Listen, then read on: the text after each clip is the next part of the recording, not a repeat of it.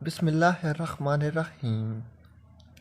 میری شادی کے پہلے ہی دن ایک چھوٹا سا لڑکا میرے کمرے میں آیا اور کہنے لگا، مالکن آپ تازہ فریش دودھ پئیں گی؟ میں نے بھی اس کو ہاں میں جواب دیا، لیکن میں نہیں جانتی تھی کہ یہ لڑکا کون ہے۔ میں تو یہی سمجھی تھی یا تو میرا دیور ہوگا یا میرے شوہر کا کوئی جاننے والا۔ لیکن تھوڑی دیر کے بعد وہ دودھ لے کر آیا تو اس کی زبان، بول چال، اٹھنا بیٹھنا سب کچھ نوکروں والا لگ رہا تھا۔ میں نے اسے کوئی بات چیت تو نہیں کی، لیکن میں نے اندازہ کر لیا تھا کہ وہ اس گھر کا خاندانی نوکر ہے۔ میری اماں نے بھی کہا تھا کہ تم جس گھر میں جا رہی ہو وہاں پر تمہارے آگے پیچھے نوکر پھریں گے۔ اب مجھے اپنی ماں کی بات پر یقین آیا تھا، لیکن مجھے مرد نوکروں سے ہمیشہ سے الجھن رہتی تھی۔ ہمارے اپنے گھر میں بھی ایک کام والی تھی۔ اس سے پہلے ایک بڑی عمر کا آدمی ہمارے گھر کام کرنے آتا تھا۔ اسے ابا ہی لائے تھے، مگر جب ہم بڑے ہوئے تو اماں جان نے اسے کہہ کر ہٹا دیا کہ اب پھر ایسے گھر میں آ گئی تھی جہاں پر مرد نوکر تھے۔ یہ تو ایک چھوٹا سا بچہ تھا تو مجھے اس سے کوئی مسئلہ نہیں تھا۔ میں نے سوچا چلو کوئی بات نہیں، جب یہ بڑا ہوگا، 16-17 سال کا ہوگا، تو میں اسے اس گھر سے بھیج دوں گی۔ ویسے بھی چھوٹے بچے کو زیادہ معاملات کا پتہ نہیں ہوتا۔ میں تو چھوٹے بچوں کے ساتھ ہمیشہ کھل کر بات چیت کیا کرتی ہوں، اور میں یہ نہیں جانتی تھی کہ اس وقت اپنی زندگی کی سب سے بڑی غلطی کرنے جا رہی ہوں اور اپنے گھر کو اپنے ہی ہاتھوں سے آگ لگانے جا رہی ہوں۔ تھوڑی دیر کے بعد میرے شوہر کمرے میں آئے اور کہنے لگے کہ میں تم سے کبھی بھی کوئی توقع نہیں رکھوں گا۔ گھر میں کام کے لیے تمہیں کوئی نہیں کہے گا۔ گھر میں نوکر چاکر ہیں، تمہارے آرام کا خیال رکھا جائے گا۔ بس تم نے میری ماں جی کی بات ماننی ہے۔ اماں جی نوکروں پر سختی نہیں کرتی، وہ بہت ہی نرم دل ہے۔ تم اس گھر کے فرد ہو، اس لیے تم نے نوکروں پر کبھی بھی سختی مت کرنا، لیکن نوکر تمہاری خدمت میں کوئی توقع ہی نہیں کریں گے۔ بس تم انہیں جھڑکنا مت۔ اماں کا کہنا ہے کہ ان لوگوں کی بد دعا بہت جلدی لگتی ہے، اس لیے کبھی بھی نہ ہی ان سے کوئی بدتمیزی کی جائے اور نہ ہی کوئی ایسی بات کہ ان کا دل دکھے۔ میں نے اپنے شوہر کی ہاں میں ہاں ملائی تھی۔ ظاہر ہے میرے پاس اور کوئی چارہ جو نہیں تھا۔ پھر مجھ سے کہنے لگے، مجھے اپنے دوستوں کے ساتھ جانا ہے۔ آج انہوں نے میرے لیے ایک دعوت رکھی ہے۔ مجھے نہیں لگتا کہ میں یہاں رہ پاؤں گا۔ 2-3 بجے آؤں گا، تب تم تھک چکی ہوگی، اس لیے تم نے سو جانا ہے۔ اپنے عزیز سے کہہ دوں گا کہ اگر میں آیا تو وہ انہیں جگا دے گا۔ میں نے اپنے شوہر کی طرف سوالیہ نظروں سے دیکھا کہ وہ کون ہے۔ میرے منہ سے پہلا لفظ یہی نکلا، ارے تھوڑی دیر جو پہلے تمہیں دودھ دینے آیا تھا، وہ چھوٹا بچہ ہمارے گھر کا سب سے اچھا اور بہترین خدمت کار ہے۔ اسے کبھی بھی نوکر مت سمجھنا، اپنا چھوٹا بھائی یا پھر بچہ سمجھنا۔ تمہاری اتنی خدمت کرے گا کہ تم ساری زندگی یاد رکھو گی۔ اسے یہاں کام کرتے ہوئے 2 سال ہو گئے ہیں اور سب اس سے بہت زیادہ خوش ہیں۔ اس لیے میں نے اماں سے کہا تھا کہ میری بیوی کے لیے حاضر کو رکھ دیں تاکہ وہ کام کرے اور میری بیوی کو کوئی مسئلہ بھی نہ ہو۔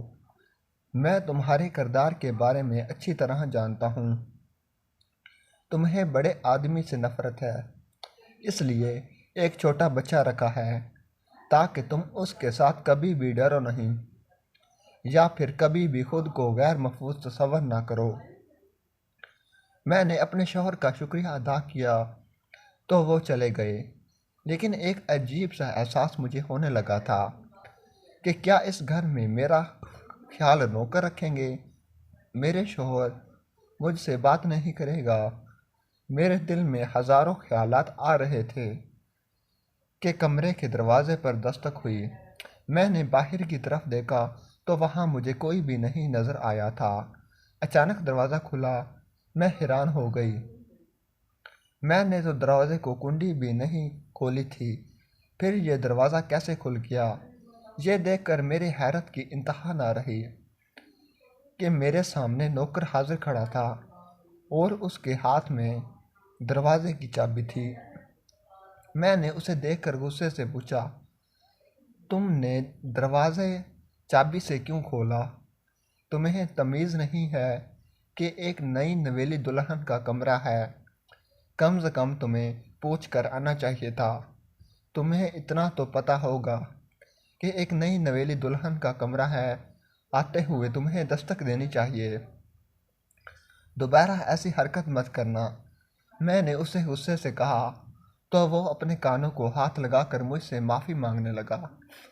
مالکن، معاف کر دیں، لیکن دراصل مجھے غلط فہمی ہوئی ہے۔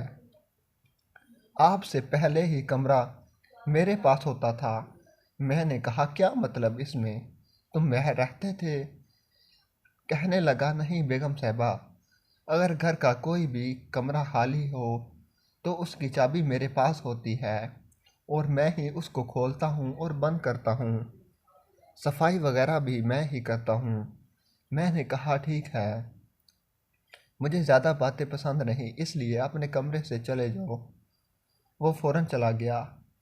دیکھنے میں وہ تو بچہ معلوم ہوتا تھا، لیکن اس کی حرکتیں سے ایسے معلوم ہوتا تھا کہ جیسے اس کی عمر کوئی 20-25 سال ہو۔